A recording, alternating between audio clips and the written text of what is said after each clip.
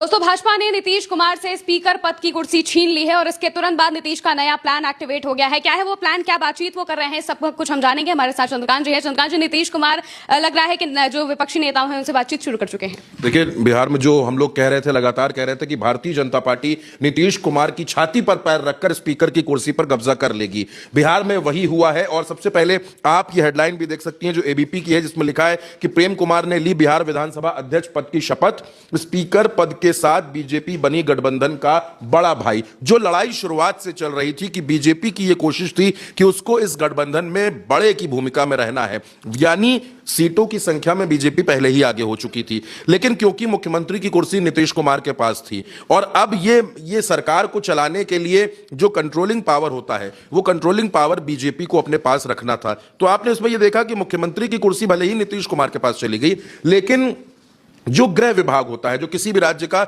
सबसे अहम विभाग होता है, वो बीजेपी के पास था, वो सम्राट चौधरी के पास आ गया। और कहीं ना कहीं जब से ये सरकार बनी थी, तब से एक मैसेज ये देने की कोशिश की जा रही थी कि जो सरकार का चेहरा है वो सम्राट चौधरी का चेहरा है। क्योंकि आप ये भी देख रही थी कि कोई भी बड़ा फैसला हो रहा था तो उसमें सम्राट चौधरी का दखल था, लेकिन नीतीश कुमार को अभी इस बात का इंतजार था। वो इस बात को देख रहे थे कि बीजेपी उनको स्पीकर की कुर्सी देगी या नहीं देगी। नीतीश ने इसके लिए इंतजार किया और जब पहली कैबिनेट मीटिंग हुई थी तो उस पहली कैबिनेट मीटिंग में भी नीतीश कुमार ने यह बात रखी थी कि कम से कम स्पीकर की कुर्सी उनकी पार्टी को मिलनी चाहिए, लेकिन नहीं मिली। अब जब नहीं मिली तो सबसे पहले तो यह जान लीजिए कि बिहार में विधानसभा के स्पीकर बने हैं प्रेम कुमार। और प्रेम कुमार वो नाम है जिस नाम का खुलासा उल्टा चश्मा यूसी लगातार कर रहा था। लगातार हम आपको बता रहे थे कि प्रेम कुमार जो गया टाउन से 9वीं बार विधायक बने हैं, सीनियर विधायक हैं, उनको बीजेपी विधानसभा में स्पीकर बना सकती है और बीजेपी ने उन्हीं को विधानसभा का स्पीकर बनाया है।